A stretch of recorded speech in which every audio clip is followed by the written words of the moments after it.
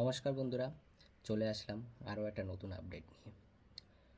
আজকের আপডেটটি হলো, তোমরা যারা ক্যালকাটা ইউনিভার্সিটির আন্ডারে বিএলএলবি 5 ইয়ার্স কোর্স করবে বলে ঠিক করে নিয়েছো এবং এইচএসের পর তোমরা ভাবছো যে আমরা বিএলএলবি কোর্স করব, ঠিক আছে? তো অনেক প্যানিক হচ্ছে। হ্যাঁ, প্যানিক হওয়ার কিছু নেই, আমরা অবশ্যই আছি এখানে তোমাদেরকে গাইড করার জন্য।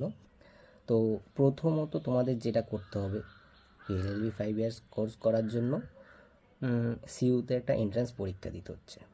সিইউর এন্ট্রান্স পরীক্ষা দেবো। তো এন্ট্রান্স তো পরীক্ষা দিলেই সবাই চান্স পেয়ে যাবে না, তা না, একটা র্যাঙ্ক করতে হবে।